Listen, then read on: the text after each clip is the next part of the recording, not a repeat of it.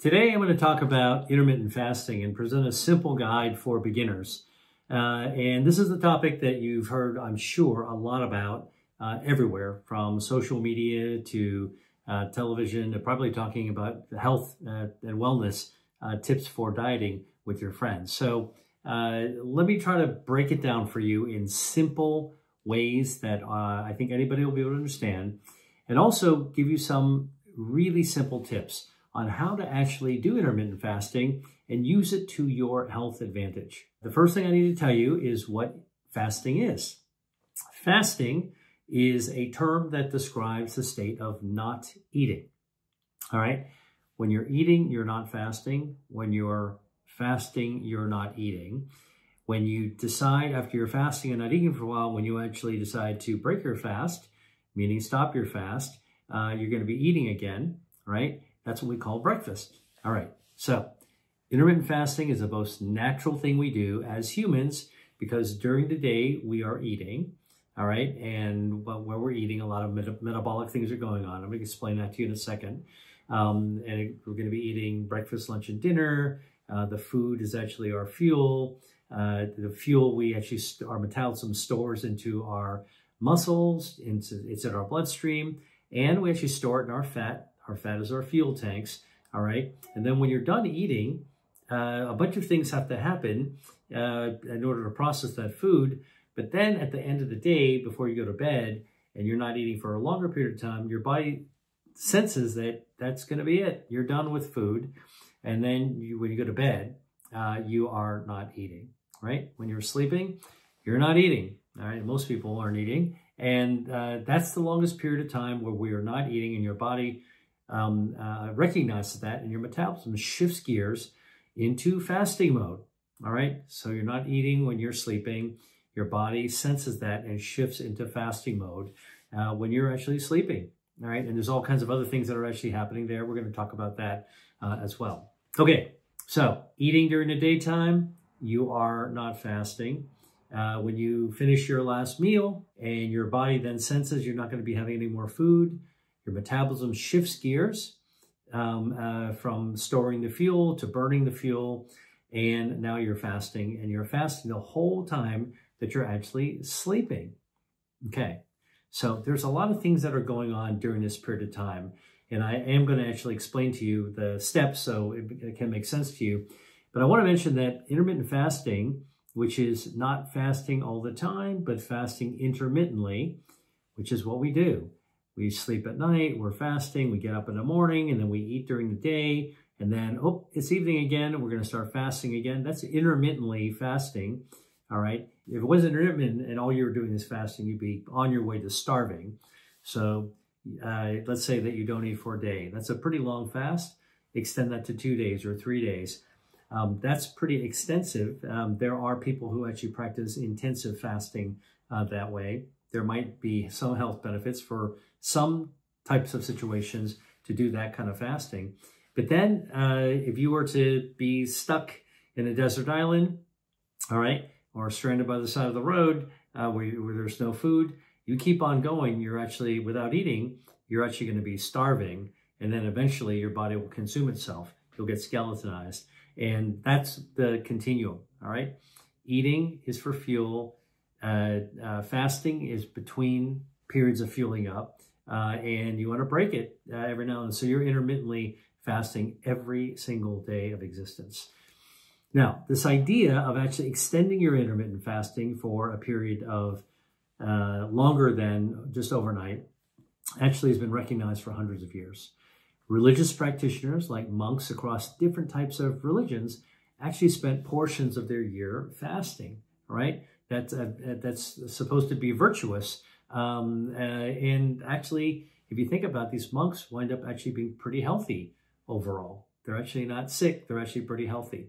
So something is actually happening during this period we're fasting. Our body doesn't punish us for fasting. It actually rewards us for fasting. And this is actually why intermittent fasting is not just a health trend. It's actually something profoundly beneficial to our organism, our bodies. And it has to do with our blood glucose and how our metabolism actually works. All right. So we're going to talk about this now. All right. First, let's talk about what happens when you're eating so you can understand by contrast what happens when you're fasting. When you're eating during a day, we're eating our food. Our food provides us the fuel. All right. Basically, we're loading up on fuel so we have enough energy. Our body requires energy just to be in existence, not to mention washing the dishes, going for a walk down the street, taking a meeting. All those things take extra energy. And then I'm not talking about going to the gym. I'm not talking about, working out. Those are whole other levels of energy. So we absolutely need energy. And that's why we eat. Our food is our fuel. And just like a car where you actually need to fuel up on a regular basis, you want to choose the best quality of fuel as well. All right. So this is a topic for a different video, but I just want to mention that when you're eating the fuel for your body's energy, like a car that you're filling up with gas, you want to choose the best possible fuel. And that's what we're talking about. Plant-based foods, organic foods, and avoiding, things with ultra-processed foods and microplastics and all those harmful elements. You don't want to be putting that into your fuel tank. All right. Now, how does your body draw that fuel in?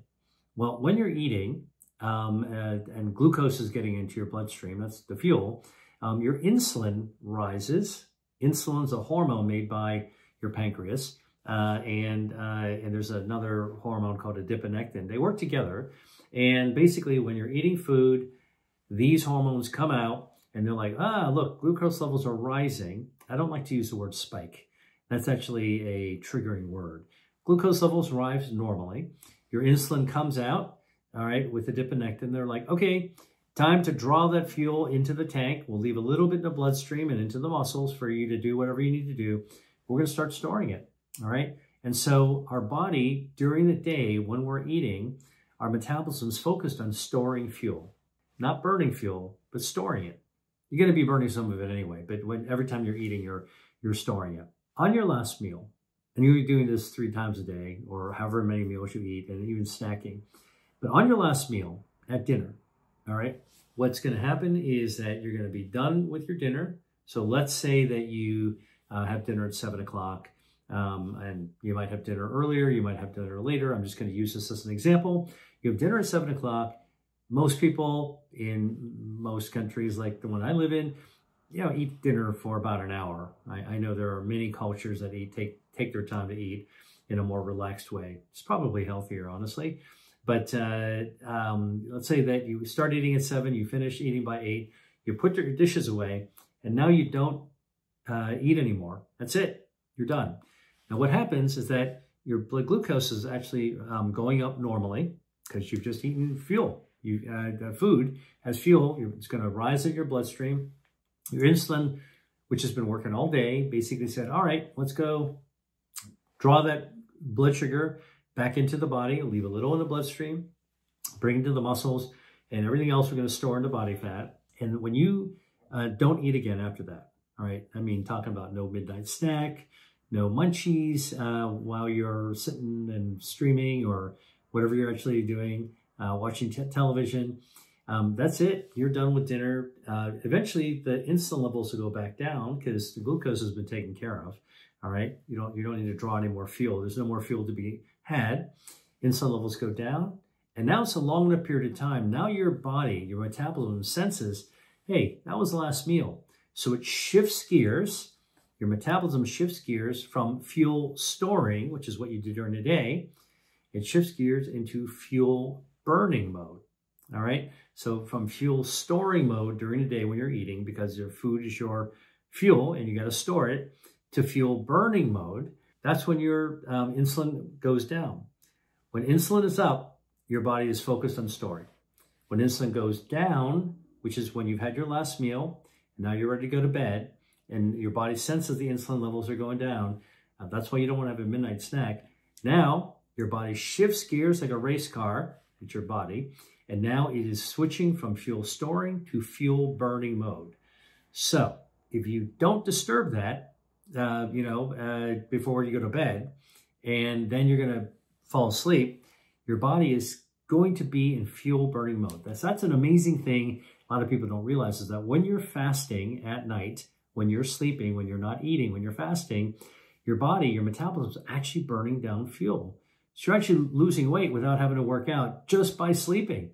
Seems like a paradox, but actually no, this is actually how the body is actually hardwired to actually work. This is how your metabolism actually works. So let's say that you go to bed at 11 o'clock, all right? You might go to bed later, even earlier, but let's use 11. We know that you're supposed to get 8 hours of sleep. This is what all the research has shown.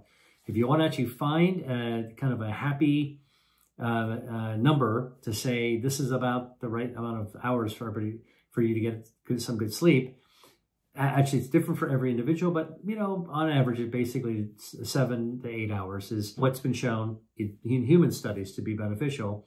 All right, that's 8 hours of no eating. That's 8 hours of insulin being down. That's 8 hours of your body shifting into gear, into fat burning mode. And during that time, you know the fat it's actually burning? It's burning fat from your harmful excess visceral fat. So while you're sleeping, you're burning away that harmful fat, excess fuel, right? That's actually a good thing. You want to burn that away. And all the way into the morning. And then when you wake up, and we've all been trained to wake up and eat breakfast right away, right? That's what my mom taught me. But actually, when you wake up in the morning, you've been fasting all night, let's say 8 hours or more, because you got to add those hours you didn't after dinner. You get up and you break your fast, all right, by sitting down and having breakfast. So you're going to have high quality fuel, high quality food for breakfast. You know, coffee is good, fruit is good, yogurt is good. Those are all high quality sources of fuel. And then your metabolism, your glucose goes up, insulin goes up, metabolism shifts gears back into fuel storing mode, from fuel burning mode while you're sleeping to fuel storing mode. When you're up again after that intermittent fast, you're up again actually eating food again. And you just kind of do that again and again. Every day when you're awake and eating, your metabolism, your insulin is up, your metabolism is in fuel storing mode. And when you go down and you're sleeping, your metabolism shifts into fuel burning mode. All right. Now, I've just given you like a really, really simple way to look at what's actually happening between day and night, sleeping and being awake, right? And the thing is that during your everyday life, when you're awake or asleep, that is intermittent fasting. You are intermittently fasting, all right? That's how simple intermittent fasting is. Okay, but that actually doesn't get at sort of the art of intermittent fasting or the way that you might actually intermittently fast to optimize your health. So given what I just told you, now let me actually give you a few tips on how to actually tweak the process so you can get the most out of it, all right? And I'm going to first talk about ways that are very reasonable to do, not very, not a big ask to be able to actually do that. So the first kind of hack I'm going to tell you is that when you're eating during the day, again, please eat high quality food.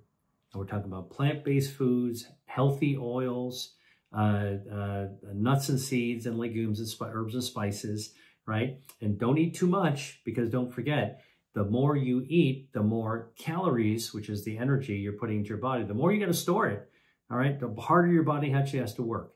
Now, most people overeat, and you just want to have just the right amount to eat.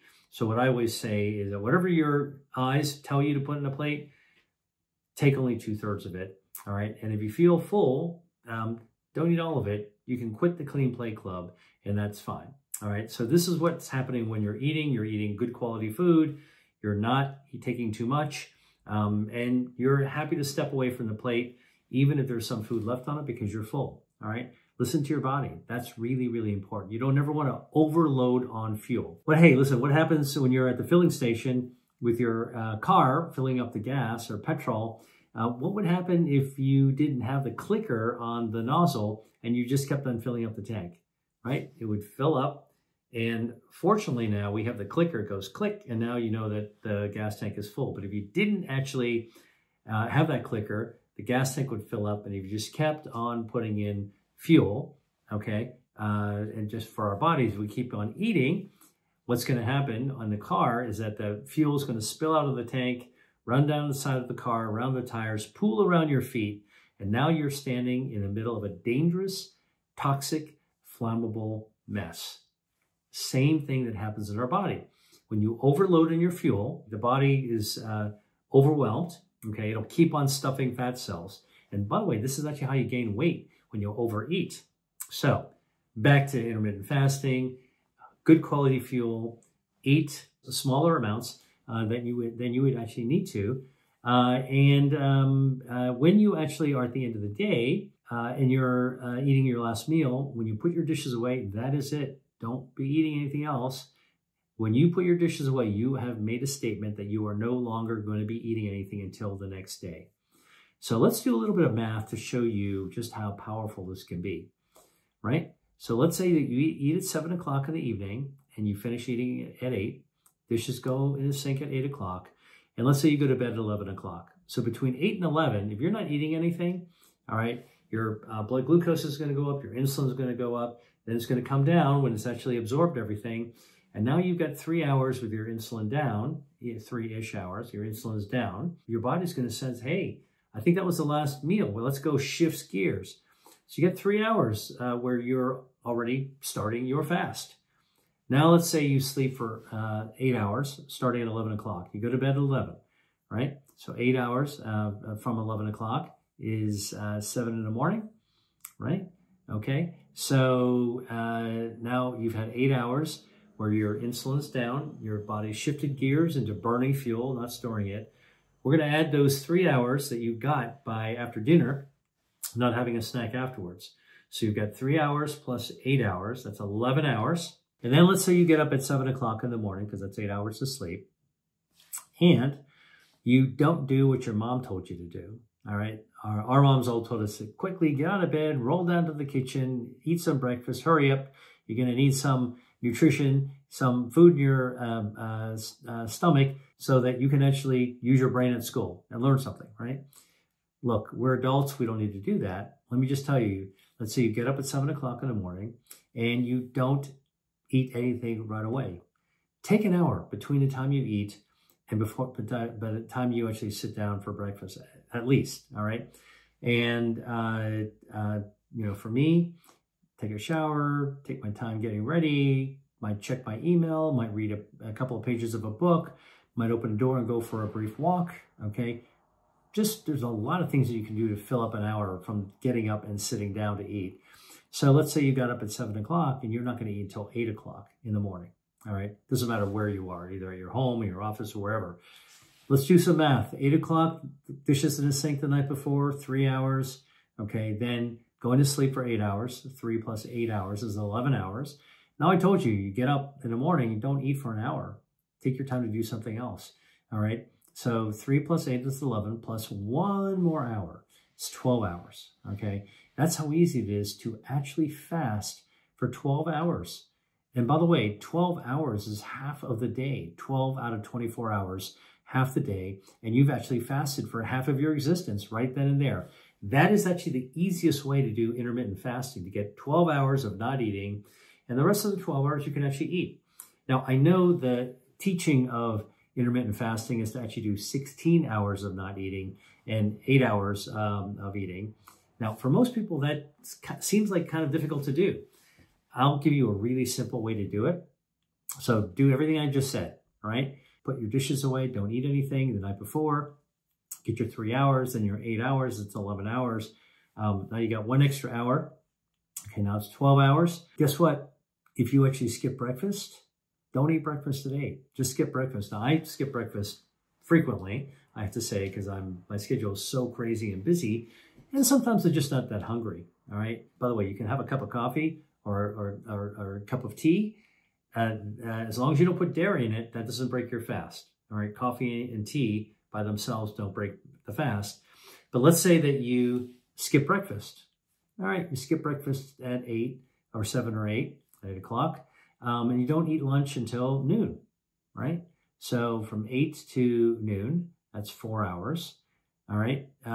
So if you skip your breakfast and you do what I just said, you had 12 hours of fasting, and then you're skipping breakfast, you get 4 more hours. That's 16 hours. Boom. You got your 16 hours just like that. By not eating anything after dinner the night before, by sleeping 8 hours, by getting up and skipping breakfast and eating at noon the next day. Very, very easy peasy. That's actually how you can actually expand your fasting time, where your metabolism is shifted into fuel burning mode, all right, which burns fat burning mode. Good for your health, lowers inflammation, all right, resets your metabolism, makes your body more insulin sensitive. Your glucose gets drawn in a lot easier. We don't have time to go through all the science about that, but trust me, the longer you actually extend your fast, the more you have a chance to reboot your metabolism and let your body streamline the metabolism, and we're actually burning fat. And by the way, this is actually why intermittent fasting works. It's so simple. You're just burning down extra fuel. You're going to burn down fat, okay? Your good fat will burn down your bad fat. You're going to lose weight, all right? It definitely does work. As long as you eat healthy during the periods that you are eating, good quality fuel. And then here's another little tip that I think is really going to be important. When you finally do eat, let's say you eat breakfast, all right? So you're going to do a 12-hour fast overnight. Or let's say you skip breakfast and you decide to eat at lunch.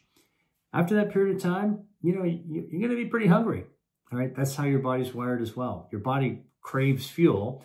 You never want to actually not have enough fuel. And those are the signals, the hormonal signals in our brain. Got to load up, right? That's like when you're driving a car and you don't think about the fuel until every now and then you glance at that fuel meter, and if you start seeing it's going towards empty, all of a sudden that's all you can think about is that you're getting to a filling station. Same thing in our body, all right? But we have our fuel gauge in our brains, and we kind of sense in our metabolism we're actually running low.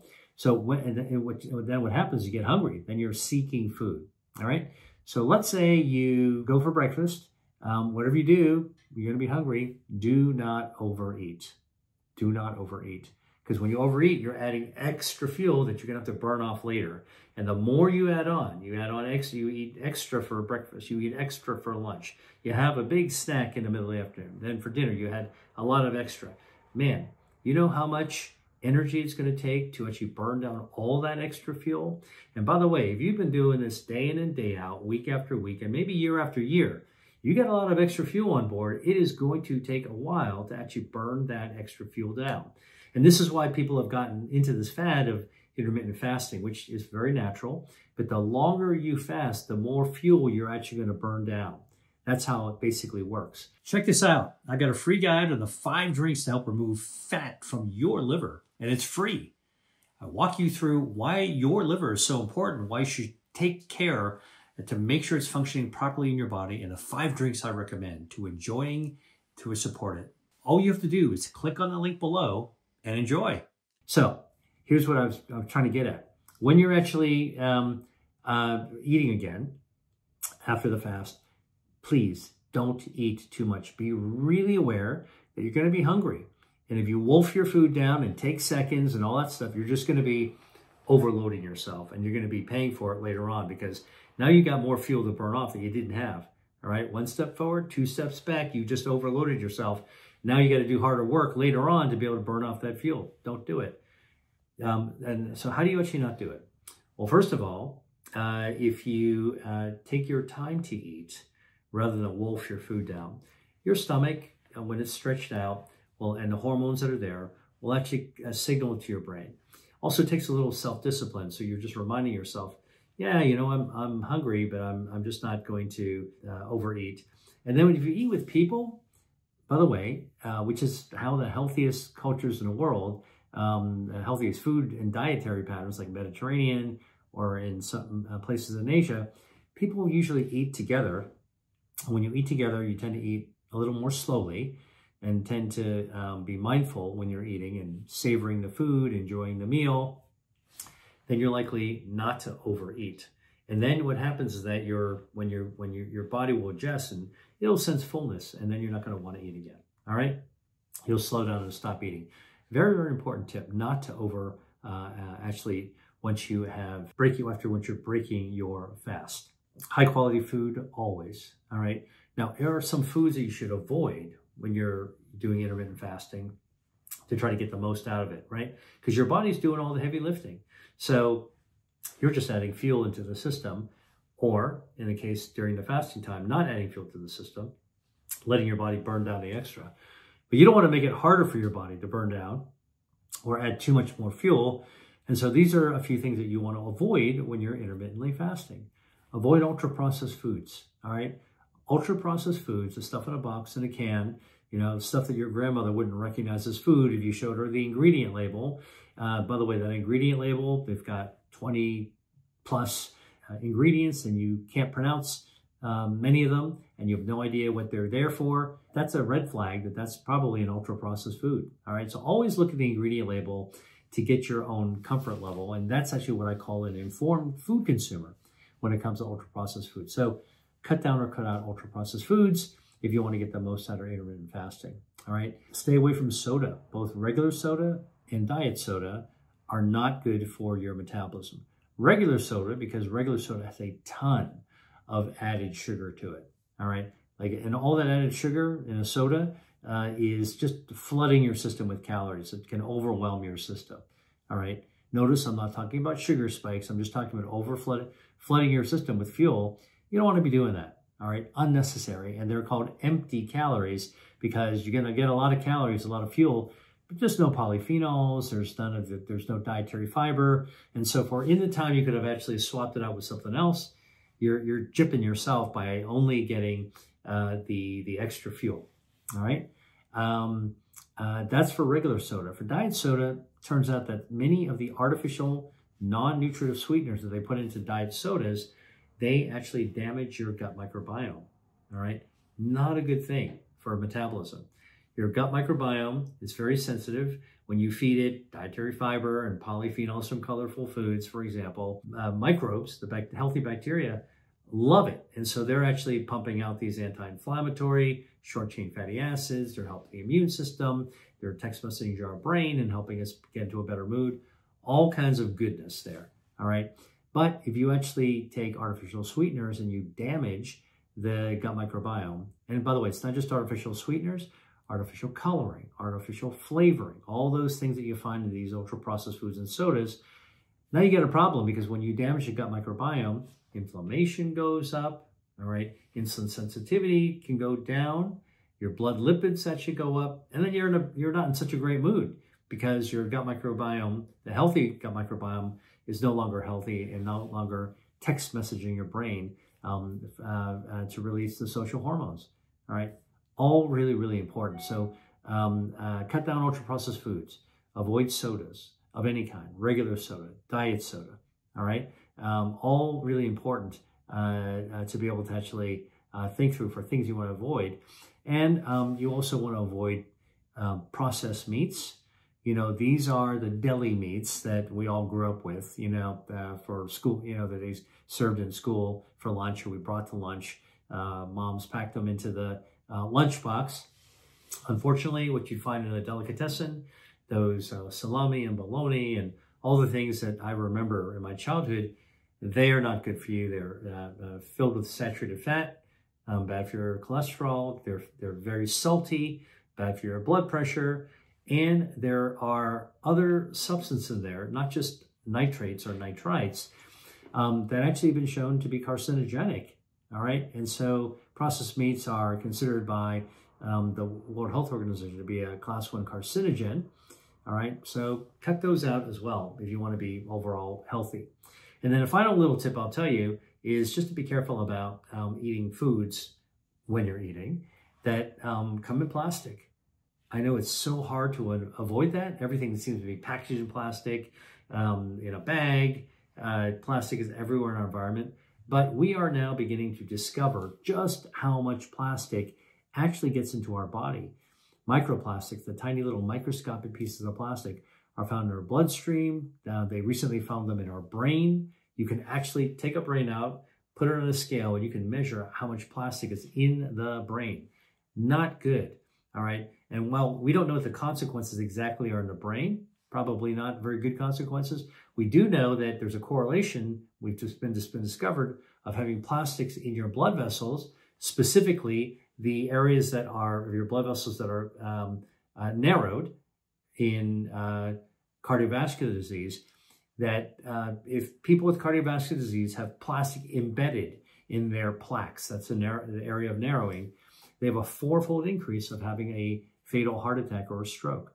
All right, so my last tip to you is, not about intermittent fasting directly, but actually just about how to actually get the high quality fuel when you're actually eating, is to avoid foods that come packaged in plastic. And when you're storing them overnight, don't store them into a plastic bin. Go get a Pyrex or glass storage area. The top can be plastic, that's fine.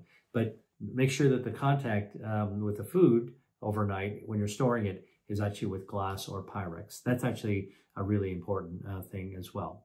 All right, so I hope you've learned something new about intermittent fasting. For those of you who are newbies to the topic, it's pretty easy to do, right? Not hard at all. Pretty common sense, and actually you're taking advantage of your body's natural fasting state when you're actually sleeping, and you can extend it a little bit on both ends in order to get where you want to be. And it works. It works because it's based on science. You will lose weight. You will have a better metabolism. It's all going to be good. And while you're fasting, by the way, your gut microbiome, your healthy gut bacteria, also has a chance to reboot itself so it can be healthier and help to protect your immune system, your brain function, brain health, your cardiovascular system, your metabolic system as well. It's all really, really good and all really, really easy to be able to do. So again, I hope you learned something new. Thanks very much for watching, and I will catch you on the next video.